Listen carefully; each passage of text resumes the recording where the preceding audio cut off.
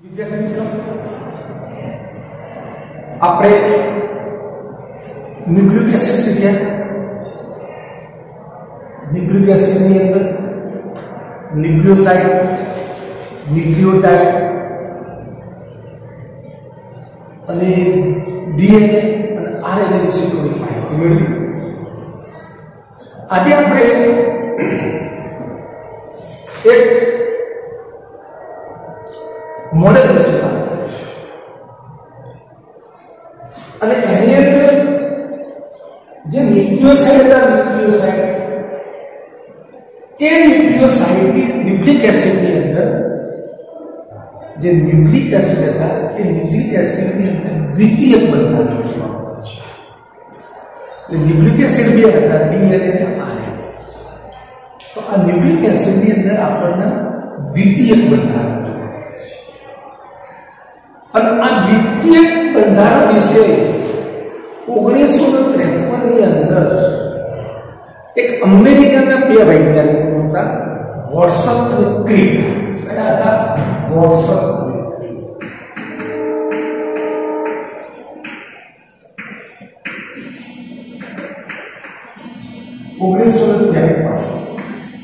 American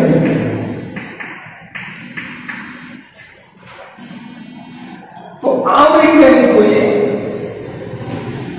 એક દ્વિતીય રચના ધરાવતું ડીએનએ નું મોડેલ રજૂ કર્યું.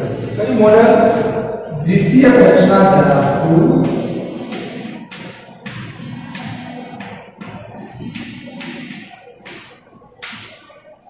ડીએનએ નું મોડેલ રજૂ કર્યું.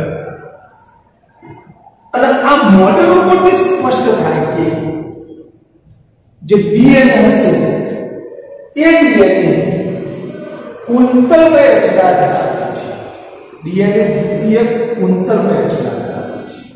તો આપણે ડીએનએ ની મોડેલ વિશેની આપણે વાત કરીએ. આજે આપણે ડીએનએ ના બંધારણ વિશેનો આપણે અભ્યાસ કરીએ.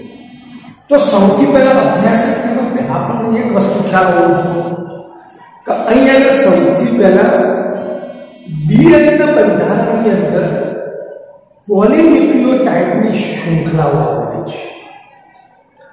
પોલી એટલે એક કરતો વધારે અથવા બે કરતો વધારે.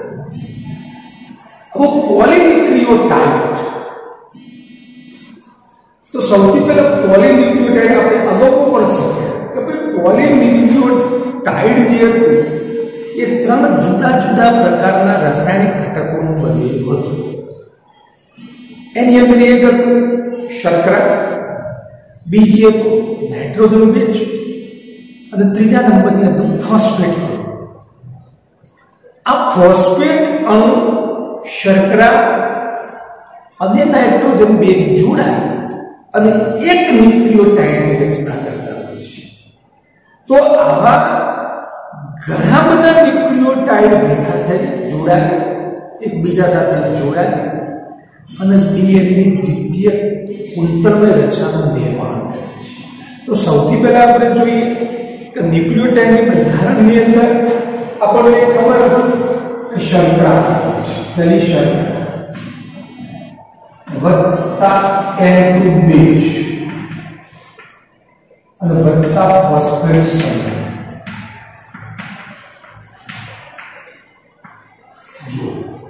હવે પહેલી આપણે ચર્ચા કરીએ શર્કરા. તો શર્કરા એટલે કાર્બોદિત. કાર્બોદિતોની અંદર ત્રણ પ્રકારની શર્કરા જોવા મળે છે. મોનોસેકેરાઇડ એક શર્કરા, ડાયસેકેરાઇડ બે શર્કરા, પોલિસેકેરાઇડ બે કરતો વધારે છે. તો ન્યુક્લિયોટાઇડના બંધારણની અંદર સૌથી મુખ્ય શર્કરા છે અને એ શર્કરા મોનોસેકેરાઇડ છે. હવે આપણે મોનોસેકેરાઇડની અંદર પણ જોયું કે ભાઈ 3 કાર્બન વાળી શર્કરા હતી, 4 કાર્બન વાળી શર્કરા હતી, 5 કાર્બન વાળી શર્કરા હતી અને 6 કાર્બન વાળી શર્કરા હતી. તો અહીંયા આગળ જ્યારે ન્યુક્લિયોટાઇડની રચના થતી હોય તો એ વખતે 5 કાર્બન વાળી શર્કરા નાઇટ્રોજન બેઝ અને ફોસ્ફેટ સાથે જોડાય છે. એટલે ન્યુક્લિયોટાઇડની અંદર પેન્ટોસ શર્કરા હશે. એ પેન્ટોસ શર્કરા નાઇટ્રોજન બેઝ અને ફોસ્ફેટ સાથે જોડાય છે. આપણે પેન્ટોસ શર્કરાની વાત કરી હતી કે ભાઈ પેન્ટોસ શર્કરા C5H10O આ પેન્ટોસ શર્કરાનું બંધારણીય સૂત્ર છે. પેન્ટોસ શર્કરાની અંદર બે શર્કરા આવેલી છે. એક રિબોઝ શર્કરા આવેલી છે, કઈ રિબોઝ, અને બીજા નંબર પર ડીઓક્સીરિબોઝ.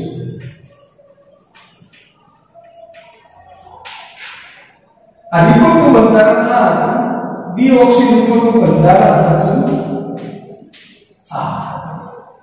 આની અંદર ઓક્સિજનના 4 પરમાણુ રહેલા છે. પેલાની અંદર ઓક્સિજનના 5 પરમાણુ.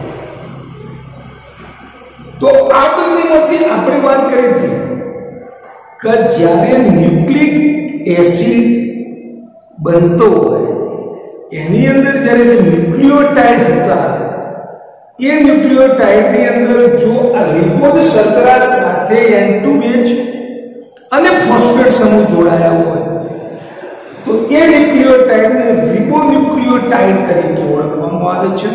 એમાંથી જે ન્યુક્લિક એસિડ બનશે એ આરએનએ બનશે.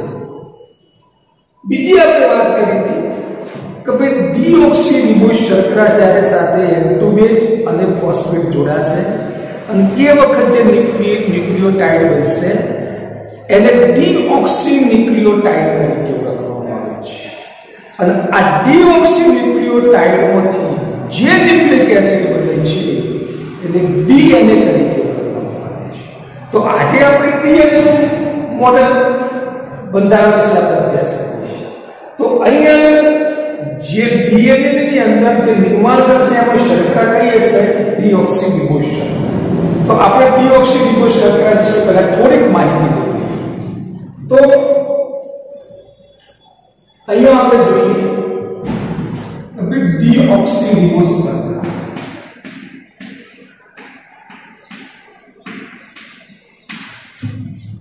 એનું સાદું બંધારણ આપણે જોઈ લઈએ તો 5 કાર્બન હતા.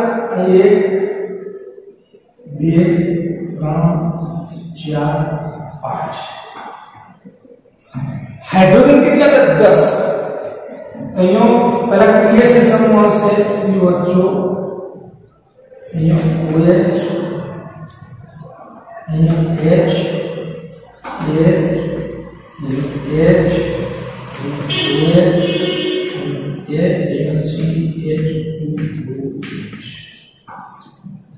तो आने में 1 2 3 4 5 कार्बन 1 2 3 4 5 અને 7 8 9 10 હાઇડ્રોજન 1 2 3 અને 4 આ ડીઓક્સીરિબોઝ શર્કરાનું આપણે સાદું બંધારણ. હવે ચક્રીય રીતે વાત કરીએ તો ચક્રીયની અંદર આપણને ખબર હતી કે એક ઓક્સિજન હશે એનો આ પહેલો કાર્બન અને ચોથા કાર્બન વચ્ચે ઓક્સિજન આવશે.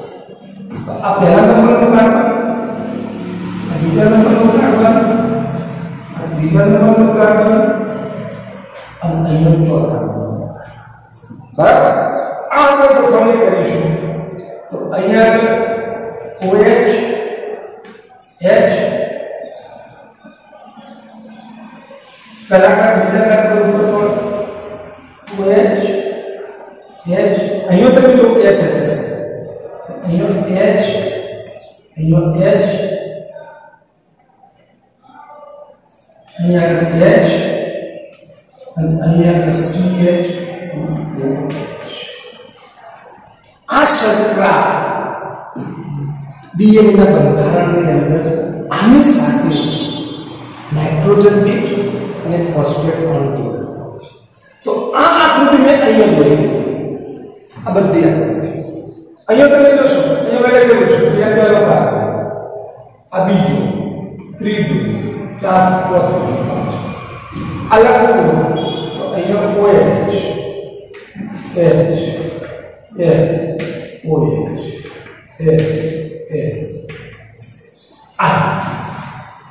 એ જ રીતે એનો આ પહેલો કાર્બન, બીજો કાર્બન, ત્રીજો કાર્બન, ચોથો કાર્બન, પાંચમો કાર્બન આ અહીંયા આપણે જોઈશું આ પહેલો કાર્બન, આ બીજો કાર્બન, ત્રીજો કાર્બન, આ ચોથો કાર્બન અને અહીંયા પાંચમો કાર્બન CH2. અહીંયા પહેલો કાર્બન, બીજો, ત્રીજો, ચોથો અને પાંચમો. અહીંયા આપણે જોઈશું પહેલો કાર્બન, બીજો કાર્બન, ત્રીજો કાર્બન, ચોથો કાર્બન, પાંચમો. બધું જ મેં લખ્યું આ રીતની રચના તૈયાર કરી દીધી. હવે આપણે જોઈએ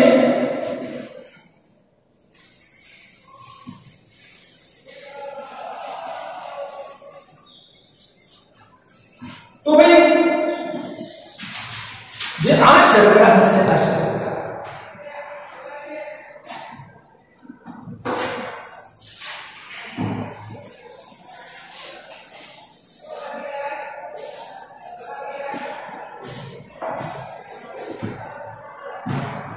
તો હવે આપણે જોઈએ કે આ જે શર્કરા છે, આ શર્કરાની સાથે આ ડીઓક્સીરીબોઝ શર્કરા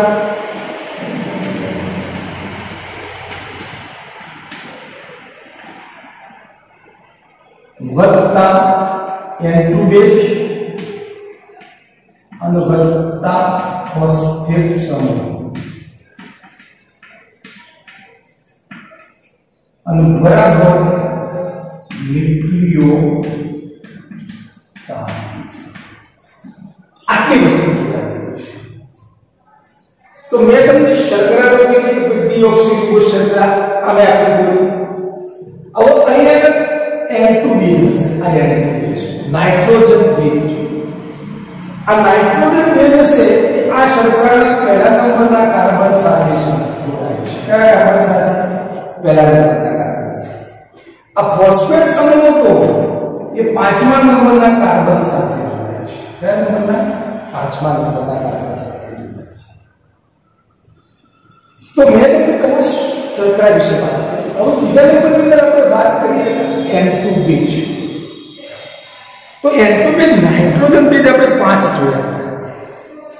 બે પ્રકાર હતા, પ્યુરિન અને પિરિમિડિન.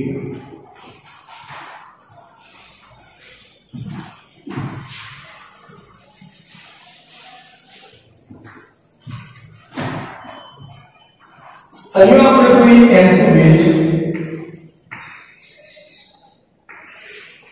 એમાં પ્યુરિન અને પિરિમિડિન બે પ્રકારના હતા. પ્યુરિન એટલે બે ચક્રીય ચક્રો ધરાવતું હતું, બે રિંગ ધરાવતું. પિરિમિડિન એક જ રિંગ ધરાવતું.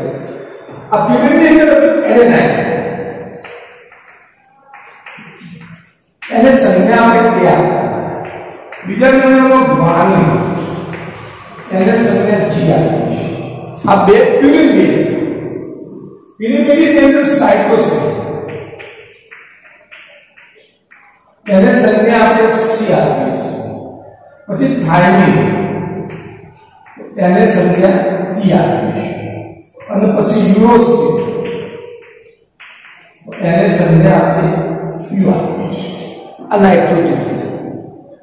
અને જ્યારે ન્યુક્લિક એસિડ હશે, એ ન્યુક્લિક એસિડ ની અંદર RNA અને DNA.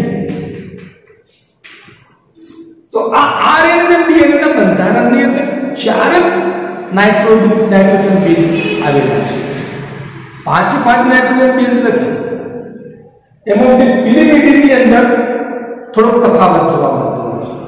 માનો કે RNA ના બંધારણની અંદર એડેનિન હતો, ગ્વાનિન હતો, સાઇટોસિન હતો અને યુરોસિન હતો. RNA ના બંધારણની અંદર થાઇમિન ની ગેરહાજરી હતી. DNA ના બંધારણની અંદર એડેનાઇન હતું, ગ્વાનિન હતું, સાઇટોસિન હતું અને થાઇમિન હતું. તો આની અંદર યુરોસિન ની હાજરી હતી. તો જે ન્યુક્લિક એસિડ હતા RNA અને DNA, RNA પણ 4 N2 બેઝ ધરાવે છે, ડીએનએ પણ 4 એન્ટી બેઝ ધરાવે છે. આરએનએ ની અંદર થાઇમિન કેરાટેન હોય છે, ડીએનએ ની અંદર યુરોસિલ કેરાટેન હોય છે. બરાબર છે. તો આ જે નાઇટ્રોજન બેઝ હતા, હવે જ્યારે ડીએનએ નું બંધારણ થશે એટલે આમાંથી એક આવશે, પ્યુરિનમાંથી પ્યુરિન નાઇટ્રોજન બેઝ એક આવશે અને પિરિમિડિન નાઇટ્રોજન બેઝ એક આવશે. આમાંથી આવશે અને આમાંથી આવશે. આની અંદર જ્યારે જોડાણ થશે ડીએનએ ના મોડલની અંદર, જ્યારે નાઇટ્રોજન બેઝ જોડાશે, જ્યારે કુંતલો બનશે તો કુંતલોની અંદર કયો નાઇટ્રોજન બેઝ કની સાથે જોડાય, કયો પ્યુરિન બેઝ કયા પિરિમિડિન બેઝ સાથે જોડાય એ પણ નક્કી હોય છે. માનો કે અહીંયા આ એડેનાઇન હતું, આ એડેનાઇન પ્યુરિન બેઝ છે, તો આ જે પ્યુરિન બેઝ હશે એ જ્યારે પિરિમિડિન બેઝ સાથે જોડાશે તો એની અંદર થાઇમિન સાથે જોડાશે. એની સાથે જોડાશે, થાઇમિન સાથે જોડાશે. એડેનાઇન અને થાઇમિન જ્યારે જોડાશે એટલે એની અંદર બે હાઇડ્રોજન બંધથી જોડાતા હોય છે. કેટલા હાઇડ્રોજન બંધથી જોડાતા હોય છે? બે હાઇડ્રોજન બંધથી. પછી જ્યારે ગ્વાનિન જોડાશે, ગ્વાનિન, તો ગ્વાનિન એ ફક્ત સાઇટોસિન સાથે જોડાશે અને એ 3 હાઇડ્રોજન બંધથી જોડાતા હોય છે. કેટલા? આ રીતે 3 હાઇડ્રોજન બંધથી જોડાશે. એટલે ડીએનએ ની જ્યારે રચના આપણે જોતાશું તો એ વખતે એક પ્યુરિન બેઝ હશે, એ ચોક્કસ પ્રકારના પિરિમિડિન બેઝ સાથે જોડાશે. એટલે એ જે પ્યુરિન બેઝ છે એ થાઇમિન પિરિમિડિન સાથે જોડાશે અને બે બંધ હાઇડ્રોજનથી જોડાતું હોય છે. જ્યારે ગ્વાનિન હશે, એ ગ્વાનિન એ પ્યુરિન બેઝ છે અને પિરિમિડિન સાઇટોસિન સાથે 3 હાઇડ્રોજન બંધથી જોડાતું હોય છે. આ થોડું માહિતી યાદ રાખજો. બરાબર. તો અહીંયા આગળ વાત થઈ કે ભાઈ N2 બેઝ હશે એ પહેલા કાર્બન સાથે જોડાશે. તો પહેલા કાર્બન સાથે જ્યારે જોડાતું હોય છે એટલે એ વખતે તમે જોશો તો અહીંયા આગળથી OH જતો રહેશે અને અહીંયા આગળ નાઇટ્રોજન બેઝ જોડાશે.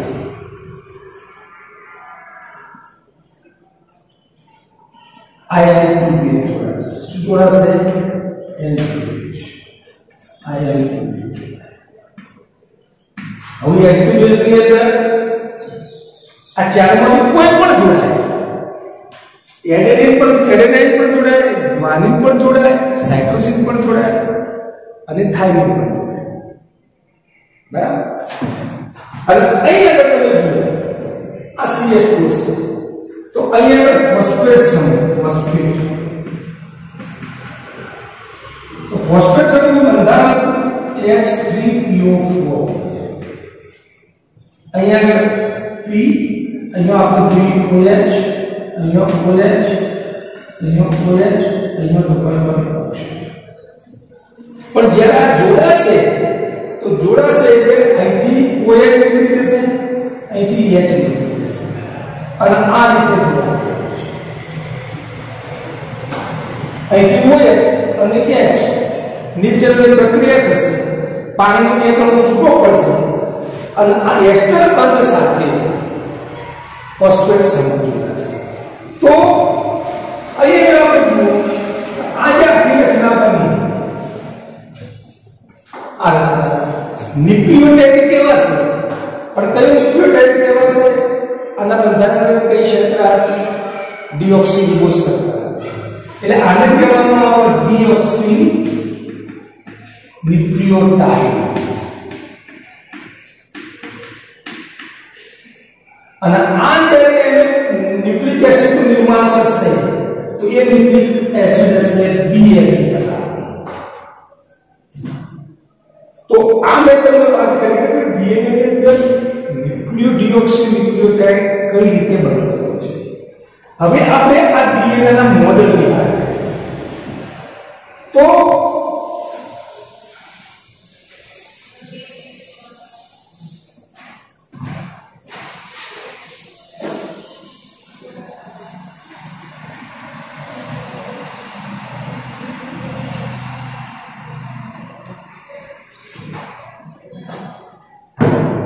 અહીંયા તમે જોશો કભી માનો કે આ એક શર્કરા, બીજી શર્કરા, ત્રીજી શર્કરા, આ એક શર્કરા, બીજી શર્કરા, ત્રીજી શર્કરા, ડીએનએ ની અંદર બે કુંતરો આવી છે. એટલે આપણા અહીંયા જ્યારે રચના બનશે ત્યારે બે કુંતરોની રચના જોવા મળશે. બરાબર. સીધી પહેલા આપણે સાથે વાત કરીએ. કભી પહેલા કાર્બન સાથે શું જોડાશે? Nitrogen base. તો અહીંયા આગળ OH નીકળી જશે અને એ અહીંયા આગળ N2 બેઝ જોડાશે.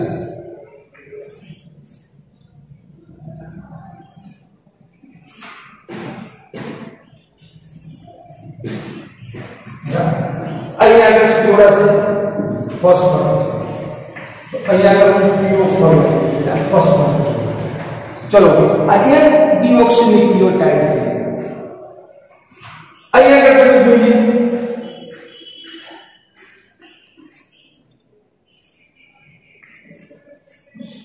N2 બેઝ જોડાણ, અહીંયા આગળ PO4 જોડાણ. ચલો આ બીજો ન્યુક્લિયોટાઇડ છે.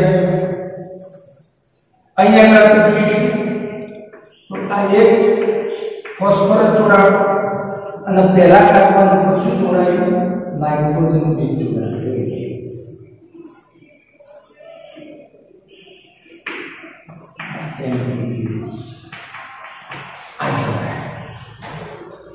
હવે એક વસ્તુ હતી કે ભાઈ ડીએનએ ની રચનાની અંદર એક કરતા વધારે ડિઓક્સીન્યુક્લિયોટાઇડ આવેલા, પોલીન્યુક્લિયોટાઇડની શૃંખલા હતી. તો પોલીન્યુક્લિયોટાઇડ કેવું છે? આ એક છે, આ બીજો છે, આ ત્રીજો છે, પણ આનું જોડાણ તો બતાવવું પડે. આ એકબીજા સાથે જોડાશે ત્યારે પોલીન્યુક્લિયોટાઇડની રચના બનાવશે ને. આમાં એક ન્યુક્લિયોટાઇડ, આ બીજા નંબરનો ન્યુક્લિયોટાઇડ છે, આ ત્રીજા નંબરનો ન્યુક્લિયોટાઇડ છે. તો આને જોડાણ તો હોવું જોઈએ. જ્યારે જોડાશે ત્યારે પોલીન્યુક્લિયોટાઇડની રચના બનશે. તો જોડાણ કેવી રીતે થતું હોય? અહીંયા તમે જુઓ આ પહેલી ફોસ્ફરસ, આ પહેલી શર્કરા, આ બીજા નંબરની શર્કરા, આ ત્રીજા નંબરની શર્કરા, એક કરતો વધારે શર્કરા. તો જ્યારે એક ન્યુક્લિયોટાઇડ સાથે જ્યારે બીજો ન્યુક્લિયોટાઇડ જોડાતો હોય છે ત્યારે શું થશે? તો ભાઈ પહેલા ન્યુક્લિયોટાઇડની શર્કરાના ત્રીજા કાર્બન ઉપર ફોસ્ફેટ સમૂહ જોડાતો હોય છે. તો આ પહેલો ત્રીજો કાર્બન છે. તો આ ત્રીજા કાર્બનના અણુઓ એ આ ફોસ્ફેટ સમૂહ જોડાતો હોય છે. બરાબર. તો આ ત્રીજા કાર્બન ઉપર ફોસ્ફેટ સમૂહ જોડાય અને અહીં આગળ અને અહીંયા ઓક્સિજન આવશે એટલે અહીંયા આગળ અને અહીંયા પણ ઓક્સિજન વચ્ચે હશે. તો આ જે રચના બની એને ફોસ્ફોડાયએસ્ટર તરીકે ઓળખવામાં આવે. બે બંધન છે, એક આ બંધ બનશે અને બીજો આ બંધ બનશે. તો આ બંને કહેવામાં આવે ફોસ્ફોડાયએસ્ટર. ચલો જોડી ગયા. પહેલો ન્યુક્લિયોટાઇડ બીજા ન્યુક્લિયોટાઇડ સાથે જોડાઈ ગયો. હવે બીજો ન્યુક્લિયોટાઇડ પણ ત્રીજા ન્યુક્લિયોટાઇડ સાથે જોડાશે. તો એનો જે ત્રીજા નંબરનો કાર્બન હતો, ત્રીજા નંબરના કાર્બન સાથે એ આ રીતે જોડાશે. બરાબર. આ રીતે જોડાશે એટલે પહેલો ન્યુક્લિયોટાઇડ બીજા ન્યુક્લિયોટાઇડ સાથે ત્રીજા ન્યુક્લિયોટાઇડ વળી પાછો આ બનાવશે. તો આ અહીંયા ત્રીજા નંબરના કાર્બન સાથે જોડાશે. તો એ આ શૃંખલા તૈયાર થઈ ગઈ. બરાબર. બીજી શૃંખલા આપણે તૈયાર કરી. તો બીજી શૃંખલાની અંદર આ પહેલો કાર્બન હતો, પાંચમો કાર્બન હતો. કે અહીંયા આગળ આપણે જોઈએ અહીંયા PO4 જોડાશે. બરાબર. આ આની ઉપર શું જોડાશે? N2 બેઝ જોડાશે.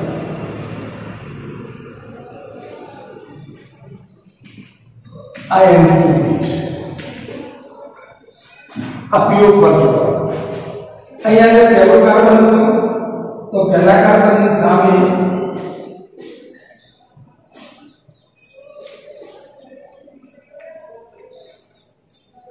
N2 બેઝ જોડો. અહીંયા પાંચમો કાર્બન તો એ CH2OH, આમાં H નીકળી જશે, OH નીકળી જશે. તો આની સાથે ફોસ્ફેટ સમૂહ PO4 જોડાશે. અહીંયા પણ ફોસ્ફેટ સમૂહ PO4 જોડાશે. આ પાંચમો કાર્બન, આ પહેલા નંબરનો કાર્બન, બીજો, ત્રીજો, આ ચોથો, પાંચમો. હવે પહેલા નંબરના કાર્બન ઉપર તમે જોઈએ આપણે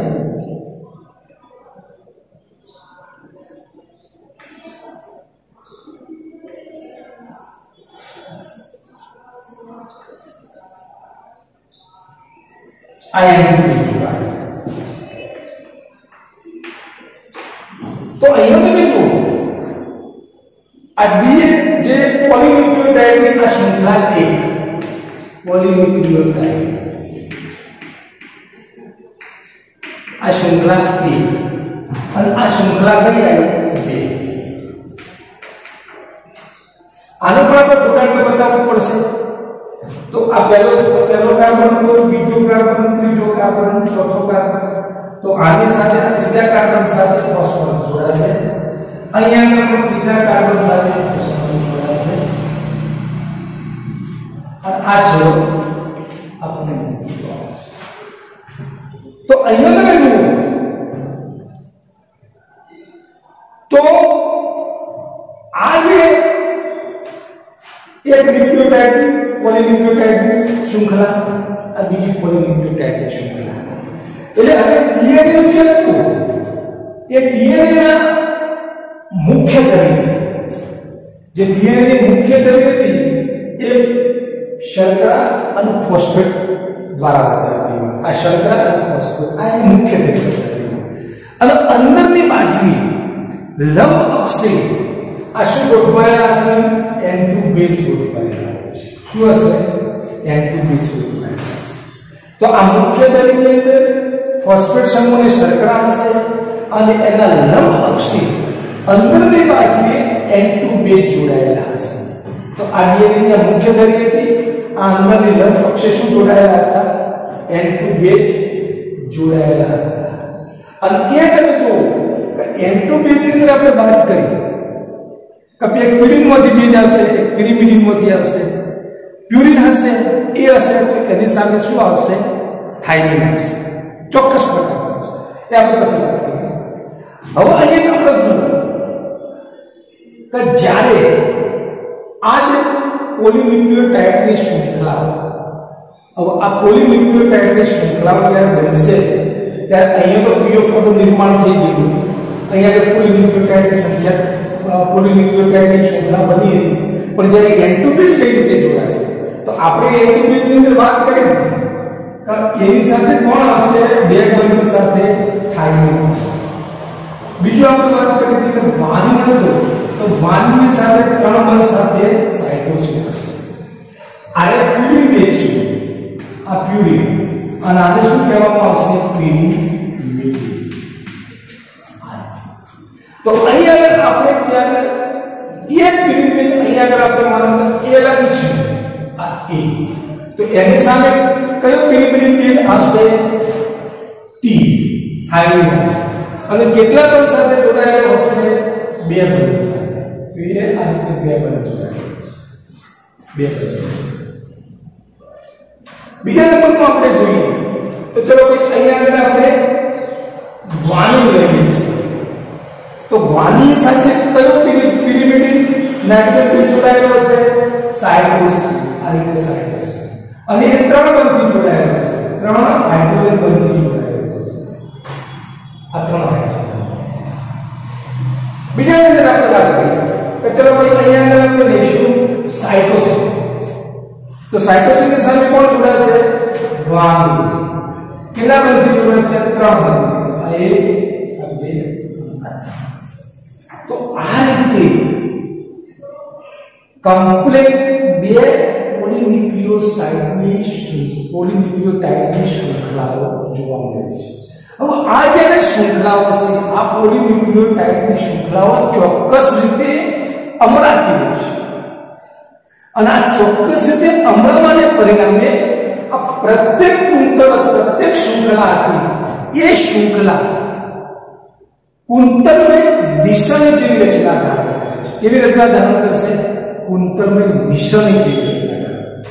આ બંને પોલીપેપ્ટાઇડની શૃંખલાઓ, પોલીન્યુક્લિયોટાઇડની શૃંખલાઓ, આ પોલીન્યુક્લિયોટાઇડની શૃંખલાઓ ચોક્કસ રીતે અમળાવાથી અને અમળાવાના પરિણામે પ્રત્યેક શૃંખલા હતી એ પ્રત્યેક શૃંખલા કુંતલાકાર નિશાની જેવો આકાર ધરાવે છે.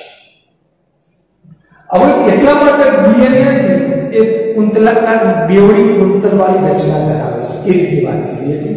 અહીંયા એક વસ્તુ તમે જોજો કે અહીંયા પાંચમો કાર્બન મુક્ત હતો, અહીંયા ત્રીજા નંબરનો કાર્બન મુક્ત હતો. તો અહીંયા આપણે બતાવવું પડે કે અહીંયા પાંચમો કાર્બન મુક્ત છે અને અહીંયા ત્રીજા નંબરનો કાર્બન મુક્ત છે. અહીંયા આપણે જોતા હોઈએ તો અહીંયા તમે જો પાંચમા નંબરનો કાર્બન મુક્ત હશે અને અહીંયા ત્રીજા નંબરનો કાર્બન મુક્ત હશે. આ કાર્બન મુક્ત હશે.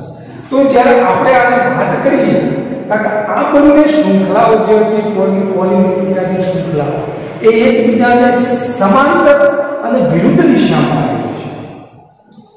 તો અહીંયા 5 પ્રાઇમ થી આપણે જોઈએ આ શૃંખલા આ રીતે જતી હોય છે અને જ્યારે આ 5 પ્રાઇમ થી પ્રાઇમ હોય છે તો આ શૃંખલા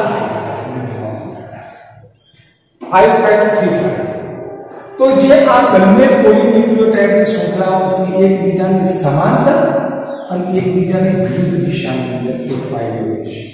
હવે જ્યારે આ શૃંખલાઓ ચોક્કસ રીતે અમળાતી હોય છે એમાંથી પ્રત્યેક જે શૃંખલા હતી એ શૃંખલા કુંતલાકાર નિશાની જેવી રચના બનાવે છે. તો કુંતલાકાર નિશાની જેવી રચના અને આપણે જોઈશું તો એ આ ચોક્કસ આ રીતે અમળાતી હોય છે. આ રીતે કુંતલાકાર નિશાની જેવી આ એક કુંતલમાં એક કુંતલ આ રીતે છે. તો જો બીજું જ્યારે બીજી શૃંખલા હશે એ આ રીતે અમળાશે એટલે આ રીતે કુંતલાકાર નિશાની જેવી આપણને રચના જોવા મળશે.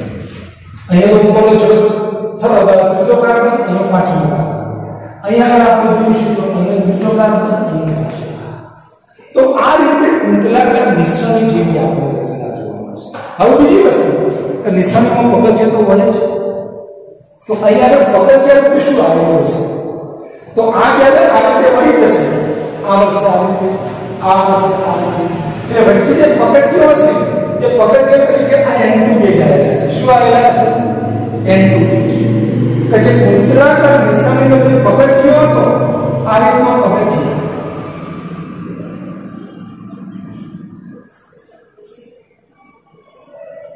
તો આ જે પગથિયા હતા એ પગથિયા નાઇટ્રોજન બેઝ બનાવતા હોય છે. નાઇટ્રોજન બેઝના પગથિયા આ રીતે આપણને જોવા મળે છે. બરાબર.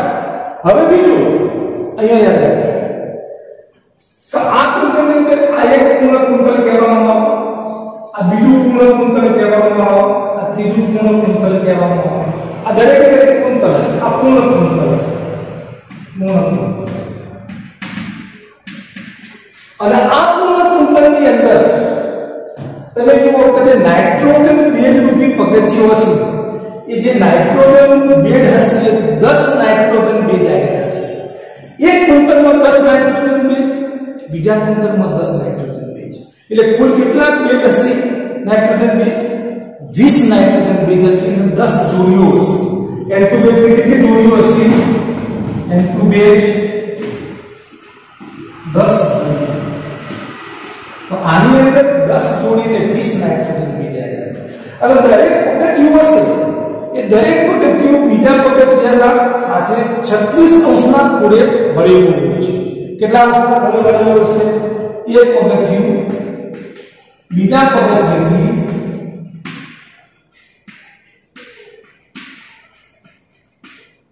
36 અંશના ખૂણે અમળાતું હોય છે. 36 અંશના ખૂણે અમળાયેલું હોય છે. તો આની અંદર એક કુંતલની અંદર 10 જોડી નાઇટ્રોજન બેઝ આવેલા હશે. એક પગથિયું બીજા પગથિયાથી 36 અંશના ખૂણે અમળાયેલું હશે.